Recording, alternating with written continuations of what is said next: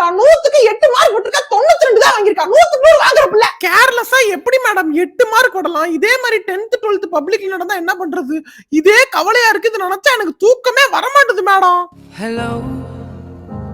உங்க பையன் ஐயோ மேடம் இந்த மூளையை படிக்கவே மாட்டேது வீட்ல